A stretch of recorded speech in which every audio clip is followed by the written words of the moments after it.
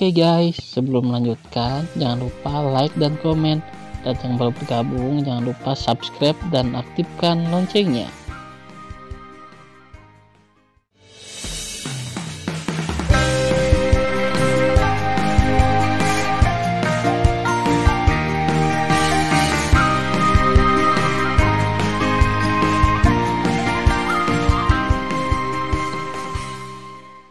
Episode 33. Melanjutkan cerita sebelumnya.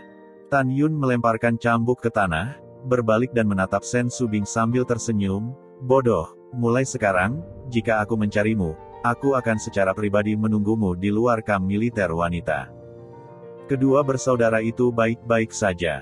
Mereka bukan lawanmu, tapi bagaimana jika mereka kuat ranah dewa semi suci? Mendengar pidato itu, Sen Su menganggukkan kepalanya. Suamiku, aku tahu. Oh, ngomong-ngomong, kenapa kamu ada di sini? Saat berbicara, Sen Subing memandang Bai Su dan berkata sambil tersenyum, Saudara Bai, saya tidak berharap suami saya memasuki barak dan menemukan Anda dalam waktu kurang dari sehari. Bai Su memeluk tinjunya dan berkata, Saudara dan saudari yang baik, saudara dan saudari yang baik. Pada saat ini, Sue Zian berkata sembarangan, Bai Su, siapa identitasmu? Mengapa orang-orang itu baru saja melihatmu, seperti tikus melihat kucing? Uhuk-uhuk, Bai Su terbatuk ringan, Jenderal Dewa Agung Bai Feng adalah ayahku, dan aku adalah tuan muda kedua dari rumah jenderal. Wow, Sue Zian membuka matanya yang indah dan berkata, dengan hubunganmu, bukan, kita bisa berjalan menyamping di kota militer Qingtian di masa depan. Engah, Tang Mengyi tersenyum, mengulurkan jari, mengklik dahi Sue Zian, dan berkata sambil tertawa, kamu bukan kepiting. Bagaimana kamu bisa berjalan menyamping? Kerumunan tertawa terbahak-bahak. Sue Zian memutar matanya. Apakah ada yang salah? Bai Su adalah cucu dari Komandan Besar Raja Dewa Bai Cheng. Kami adalah temannya lagi. Siapa yang berani menggertak kami? Pada saat ini, Bai Su tidak tahu apa yang dia pikirkan, menghela nafas, dan matanya penuh dengan kesepian dan ketidakberdayaan. Apa masalahnya? Tanya Tan Yun. Bai Su memaksakan senyum dan berkata, ayo pergi. Oke, Tan Yun setuju dengan cepat. Selanjutnya, Tan Yun dan yang lainnya meninggalkan restoran Long Feng. Pada saat ini, seorang koki perut buncit dari restoran Long Feng memandang para tamu di restoran dan berkata, Restoran Long Feng, tolong tutup untuk sementara waktu. Ketika para tamu pergi, koki setengah baya terbang keluar dari restoran dengan tergesa-gesa dan terbang ke rumah Dewa Bai Feng yang agung yang terletak di lereng Bukit Qingtian Sen Feng.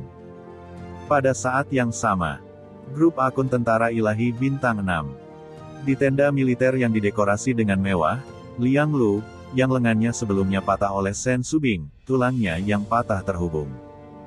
Saat ini, di depannya berdiri 20 adik laki-laki. Apakah asal-usul wanita cantik itu jelas? Liang Lu bertanya dengan wajah muram. Salah satu anak muda berkata, Bos, penyelidikannya jelas. Wanita yang menyakitimu adalah Sen Subing, istri Jing Yun. Selain dia, 6 wanita lainnya juga istri Jing Yun. Selain itu, 2 adalah tunangan Jing Yun. Jing Yun adalah prajurit bintang 1 yang baru saja bergabung dengan tentara hari ini. Akun militernya berada di area akun prajurit bintang 1. Dari sini kita dapat melihat bahwa Jing Yun tidak memiliki latar belakang. Kalau tidak, bagaimana mungkin dia hidup di sana? Setelah mendengar ini, Liang Lu berkata dengan tatapan tajam, jika tidak ada latar belakang, mudah untuk mengatakannya. Saya juga ingin menemukan seseorang untuk menangkap Jing Yun, dan kemudian memperbaiki Jing Yun di depan Sen Subing. Sen Subing, saya dari Tuan Muda Bairi. Anda berani menyakiti saya. Saya ingin Anda terlihat baik. Malam semakin gelap. Di kota Junzongfang, Tan Yun dan rombongannya menemukan sebuah restoran bernama Mabuk Hidup dan Mimpi Kematian, jadi mereka datang ke paviliun elegan di lantai 9 untuk minum dan berbicara. Bai Su menghela nafas, ayahku adalah yang keenam.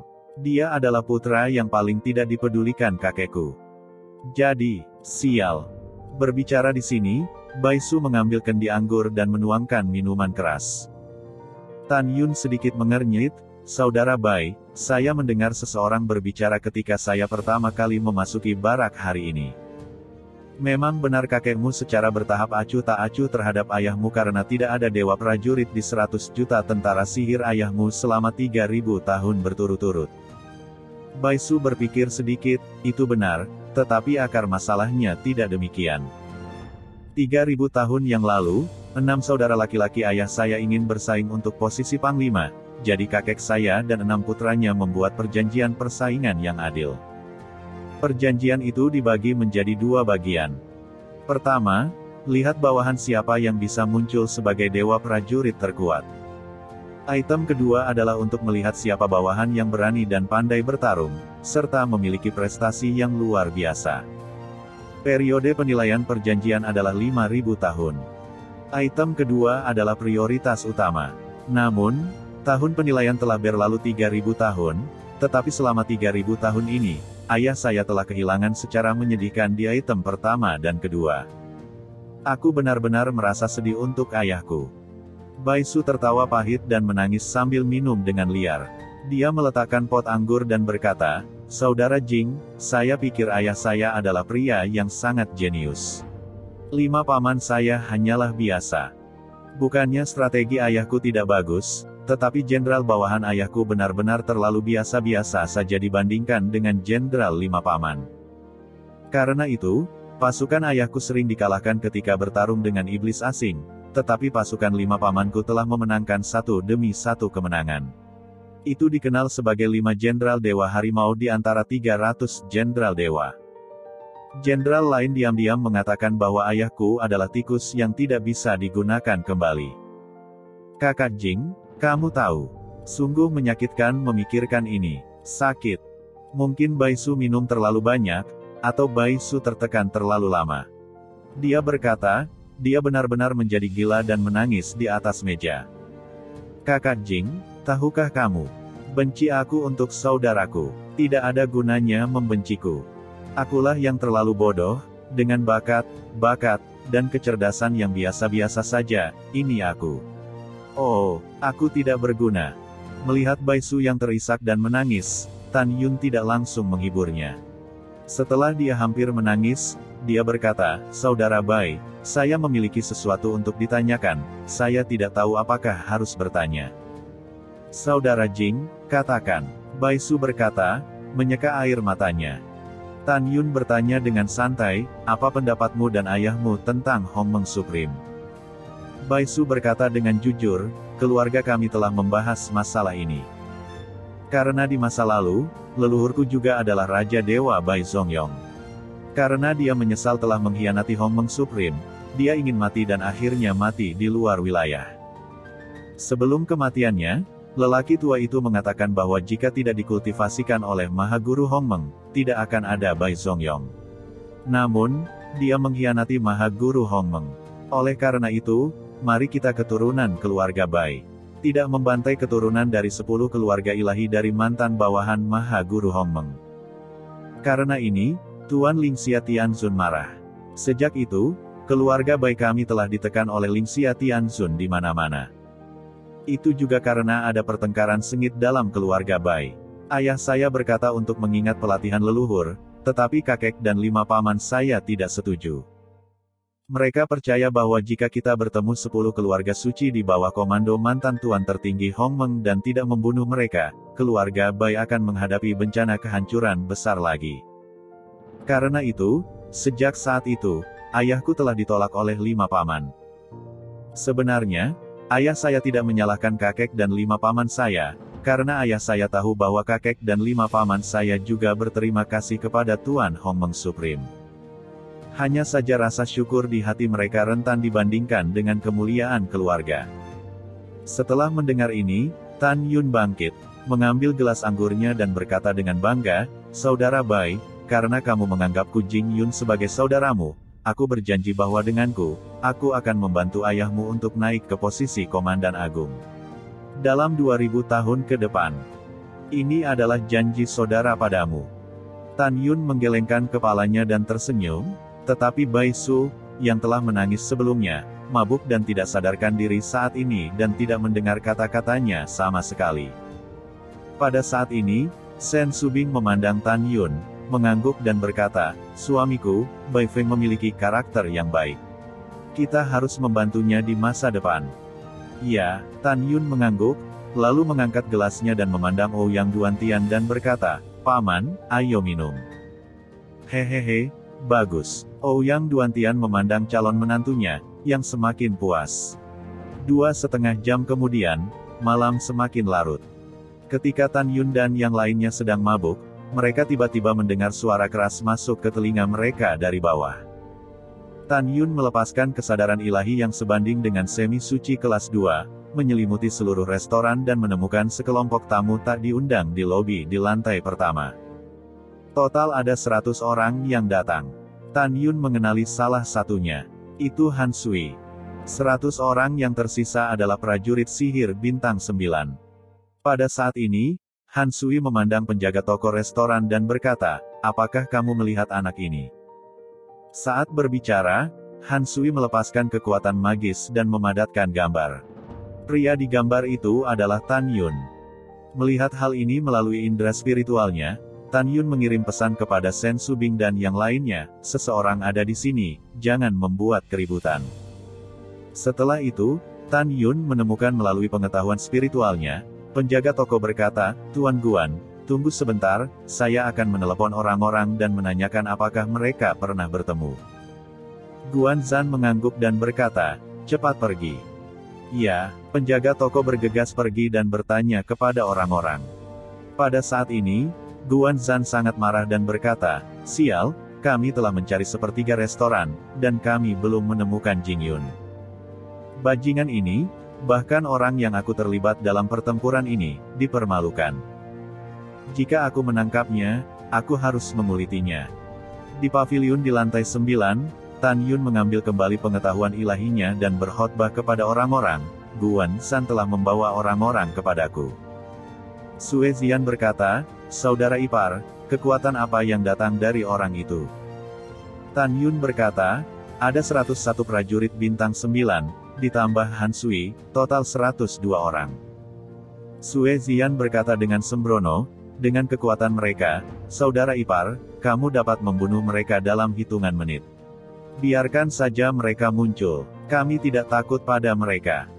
Tan Yun menggelengkan kepalanya dan berkata melalui transmisi suara, "Kami tidak takut pada mereka, tetapi Guan Zan bagaimanapun adalah adik dari Mayor Jenderal kami. Jika kita membunuh Guan Zan sekarang, itu hanya akan membuat masalah bagi Bai Su." Kemudian, Tan Yun berpikir dan berkata, "Yah, di bulan lain, itu akan menjadi perang Dewa Prajurit. Di bulan ini, mari kita tanggung dulu. Sebulan kemudian, ketika saya memenangkan gelar Dewa Prajurit, jika perang Guan tidak mundur meskipun ada kesulitan, aku akan membunuhnya. Ambil Bai Su dan masuki menara Dewa Lingqiao. Ayo pergi sebentar." Mendengar pidato itu, mereka membawa Bai Su yang mabuk ke menara Dewa Lingqiao Tan Yun. Kemudian, Tan Yun berubah menjadi sinar, meledak keluar dari jendela lantai 9 dan menghilang ke langit malam. Pada saat ini, penjaga toko restoran buru-buru datang ke lobi di lantai pertama, menghadap Guan Zan dan membungkuk dan berkata, "Tuan Guan, penjahat telah bertanya dengan jelas, Jing Yun dan yang lainnya berada di restoran di lantai 9. Penjahat akan menunjukkan jalannya." "Bagus." Setelah Guan Zan menjawab, dia mengikuti penjaga toko ke lantai 9. Setelah masuk, mereka tidak menemukan siapapun. Melarikan diri, Guan Zan menendang pot anggur dengan marah. Kemudian, dia terbang keluar dari pintu dan jendela, melepaskan kesadaran ilahi, menyelimuti langit malam, dan tidak menemukan sosok Tan Yun. "Jing Yun, aku akan menangkapmu cepat atau lambat," Guan Zan berkata dengan keras. 1 jam kemudian, pavilion ini adalah tempat tinggal sementara Bai Su di kamp militer. Setelah mendorong pintu, Tan Yun datang ke lantai 3 dan meletakkan Bai Su yang tidak sadarkan diri di sofa. Kemudian, dia berbisik kepada Sen Subing dan yang lainnya di Menara Dewa Lingqiao, "Kamu tinggal di Menara Dewa Lingqiao untuk berlatih dulu. Ketika Bai Su bangun, saya juga akan berlatih. Tepat dalam 1 bulan, saya akan dapat memperbaiki api yang telah saya peroleh sebelumnya. Setelah itu, Tan Yun duduk di lantai. Keesokan paginya, ketika Bai Su bangun, dia menemukan bahwa dia telah kembali ke pavilion dan bertanya pada Tan Yun apa yang sedang terjadi. Jadi Tan Yun memberitahu Bai Su apa yang terjadi setelah Bai Su mabuk tadi malam. Adapun Guan Zhan mencari dirinya sendiri, Tan Yun tidak memberitahu Bai Su. Tiba-tiba, Bai Su menepuk dahinya dan berkata, "Aku ingat, ayahku ada hubungannya denganku hari ini, aku harus pulang. Ngomong-ngomong, aku akan memberitahu Cudong bahwa dia yang harus disalahkan atas kematian kedua keponakannya dan tidak akan membiarkan dia menyusahkanmu. Kakak Jing, aku tidak sering tinggal di pavilion ini. Di masa depan, kamu bisa tinggal di sini untuk saat ini." Tan Yun tersenyum dan berkata, "Oke, kalau begitu aku akan lebih menghormati nasibku, saudara Bai, pergi dan jaga dirimu." "Oke," kata Bai Su, seolah-olah dia memikirkan sesuatu, ekspresinya bersemangat, "Aku ingat, saudara Jing, kamu berada di restoran Long Feng tadi malam dan membunuh penjaga toko dewa kelas 9 dengan satu pukulan. Kamu mengatakan yang sebenarnya, apakah kamu memiliki kepercayaan diri untuk memenangkan Dewa Prajurit Bintang 1 atau bahkan Bintang 2 setelah sebulan?" Memiliki kepercayaan diri. Tan Yun tersenyum dan berkata dengan rasa ingin tahu, "Kakak Bai, aku bisa tahu dari nada bicaramu bahwa ada orang di tentara yang bisa membunuh orang dari kelas 9 dengan kekuatan Dewa Surga kelas 1 sepertiku." Bai Su mengangguk dengan sungguh-sungguh, meskipun ada beberapa orang seperti itu, mereka memang ada. Bagaimanapun, kakek saya bertanggung jawab atas 30 miliar tentara sihir. Yang paling penting adalah bakat yang memiliki kekuatan untuk menantang di luar level. Namun, sejak saudara Jing, kamu mengatakan bahwa kamu dapat memenangkan kehormatan Dewa Prajurit Bintang 1 dan Dewa Prajurit Bintang 2, saudaraku, aku yakin kamu bisa. Aku akan memberitahu ayahku kabar baik. Hahaha. Bai Su pergi setelah tertawa terbahak-bahak. Tan Yun tersenyum tetapi tidak berbicara. Dia mengorbankan menara Dewa Ling Qiao, dan kemudian memasuki lantai 48 menara Dewa Ling Qiao.